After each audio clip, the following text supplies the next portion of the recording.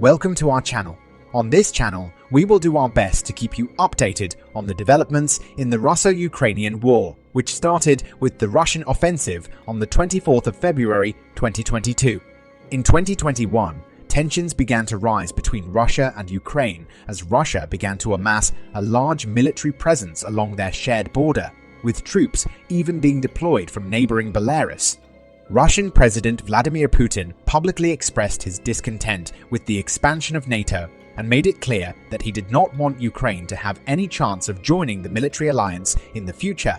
This show of force caused concern among other nations and further strained the relationship between Russia and the West. On the 24th of February 2022, Russian President Vladimir Putin ordered the invasion of Ukraine, believing that it would be a quick and easy operation. He even called it a special military operation. It was supposed to take no more than a few weeks. However, the conflict ended up lasting much longer than Putin had anticipated, turning into a lengthy and costly war. Putin stated that his goal was to demilitarize and denazify Ukraine, claiming that he wanted to protect the people of Ukraine, who had suffered under what he called 8 years of bullying and genocide by the Ukrainian government. He argued that it was necessary to intervene in order to safeguard the rights and well-being of these individuals. However, this justification for invasion was met with skepticism and criticism by many in the international community. Initially, Russian troops were able to make rapid gains in the eastern and southern region of Ukraine. In September of 2022, Vladimir Putin announced that Russia was annexing 4 regions in Ukraine. These regions were Donetsk and Luhansk in eastern Ukraine, and Kherson and Zaporizhia in southern Ukraine. However, the Ukrainian military and volunteers put up a much stronger resistance than Putin had expected, and the fighting quickly became bogged down in a bloody stalemate. Ukraine has reclaimed more than half of the territory that Russia had captured. Despite the deployment of more troops and heavy weaponry, Russia was unable to decisively defeat the Ukrainian forces. The conflict ended up lasting for several months, and it is still ongoing and continuing to cause significant loss of life and suffering for both sides.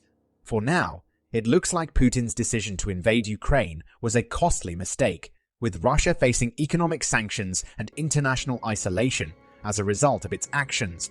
The conflict also had a major impact on relations between Russia and the West, leading to a significant deterioration in relations that still persists. Now, let's look at the current state of the war. On New Year's Eve, Russia launched a series of missile and drone attacks on Ukraine's capital, Kyiv. The attacks, which began in the afternoon, resulted in at least 1 death and partial destruction of a hotel in the city. According to General Valery Zaluzhny, the top Ukrainian military commander, air defense crews were able to shoot down 12 of the at least 20 cruise missiles launched by Russia on Saturday. The missiles had been launched from Russian strategic bombers over the Caspian Sea, as well as from land-based launchers.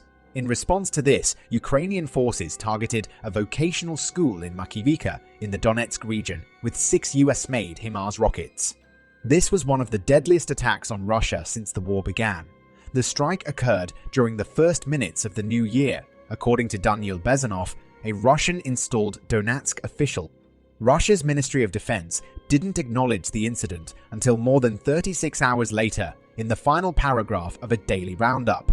The attack on the vocational school, which was housing mobilized Russian troops, resulted in a lot of casualties.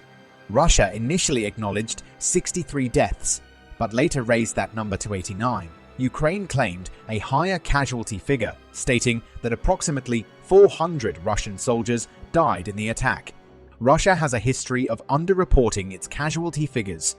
Igor Girkin, a former FSB officer who played a role in the initial 2014 war in the Donbass, has claimed that ammunition and military equipment were stored in the vocational school, contributing to the strength of the blast.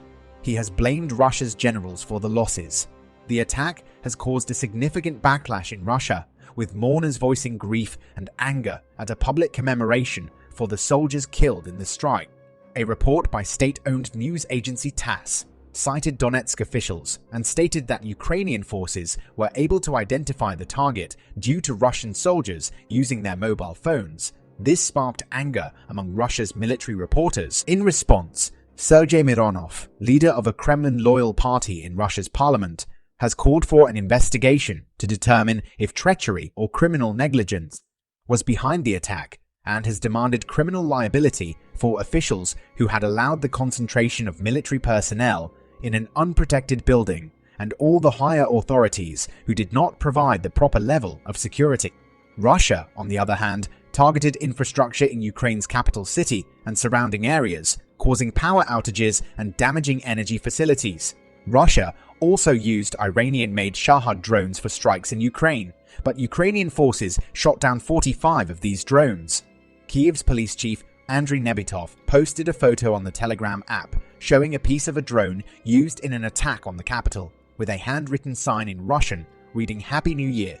Ukrainian President Volodymyr Zelensky stated that Russia aims to exhaust the Ukrainian population, air defense, and energy with these drone attacks. In recent weeks, the front lines in the conflict have remained largely unchanged, with the most intense fighting occurring around the city of Bakhmut. According to Ukrainian military commander-in-chief, General Valery Zaluchny, Russian forces are attempting to advance on Bakhmut and the surrounding area, leading to a difficult military situation. The governor of Ukraine's Luhansk province, which along with neighboring Donetsk makes up the industrial Donbass region that has been claimed by Russia, has stated that Ukrainian forces have made steady advances towards Russian-held Svatov and Kreminna. Despite the heavy fighting on the field, the Kremlin announced a 36-hour ceasefire in Ukraine over the Eastern Orthodox Christmas, which would be the broadest truce since Russia started the invasion in February. However, Ukraine's leaders dismissed the idea as cynical posturing by a ruthless and untrustworthy enemy. The Kremlin stated that they were calling on the Ukrainian side to announce a ceasefire and give them the opportunity to attend services on Christmas Eve and the day of Christ's birth. However, Ukrainian officials expressed skepticism about the temporary ceasefire, stating that Moscow just wanted a pause to gather reserves, equipment, and ammunition. They also claimed that Russia aims to use Orthodox Christmas as a cover to resupply and stop Ukrainian advances in the eastern Donbass region. All in all, the conflict in Ukraine, which has been ongoing for almost a year, has become a grueling war, with both sides suffering huge blows. Tens of thousands of Ukrainians have lost their lives and millions are displaced. Ukraine's economy shrank by more than 30% last year, and Russian missile strikes have damaged a huge part of the civilian infrastructure of Ukraine, leaving millions without heat in the midst of winter. On the other hand, it is estimated that Russia has lost more than 100,000 soldiers, 3,000 tanks, 6,000 combat vehicles, and nearly 600 aircraft and helicopters. We know that not all Russian citizens are supporting this war. Many Russian soldiers flee the country or surrender to Ukrainian forces. Ukraine has also started an active campaign to persuade Russian soldiers to surrender, but more on this in later videos. The end of the war is not yet in sight. Ukraine and Ukrainian fighters are determined to defend their country until the end. It remains to be seen if Russia will realize this and decide to stop this illegal invasion. We will keep you updated on the newest developments. Please like and subscribe to support our channel. Thanks for watching.